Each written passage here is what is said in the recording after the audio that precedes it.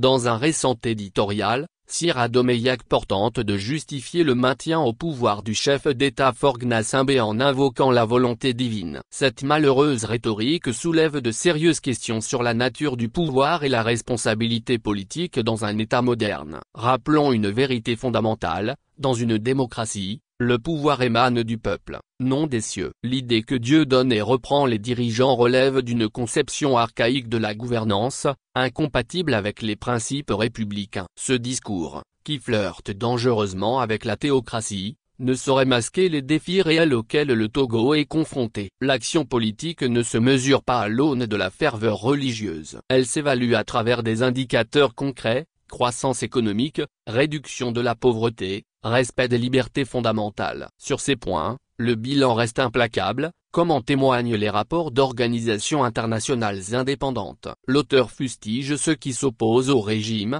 les qualifiant de fabulateurs et d'ennemis. N'est-ce pas là le langage classique de tout pouvoir qui refuse la critique? La preuve. 92 Togolais sont en prison depuis plus de 6 ans pour avoir rêvé d'un Togo libre et démocratique. Ce sont 92 prisonniers politiques de trop. Libérez-les. Une démocratie saine se nourrit du débat, pas du culte de la personnalité. Les citoyens togolais aspirent légitimement à l'alternance, garante du renouveau politique. Invoquer une onction divine pour justifier la longévité au pouvoir est un stratagème éculé. L'histoire regorge d'exemples de dirigeants qui, se croyant investis d'une mission céleste, ont conduit leur pays à la ruine. C'est notamment le cas de son père, Gnassingbé Eyadema, qui s'est maintenu au pouvoir pendant 38 ans en nous répétant cette rengaine: dans ma prière quotidienne, je dis toujours, si ce que je fais est bon, que Dieu me laisse continuer. Mais si ce que je fais est mauvais, que Dieu me barre la route. La vraie grandeur d'un leader réside dans sa capacité à accepter les limites de son mandat et à préparer sa succession. Le Togo mérite mieux qu'un débat théologique stérile. Il a besoin d'une vision pragmatique pour relever ses défis: diversification économique,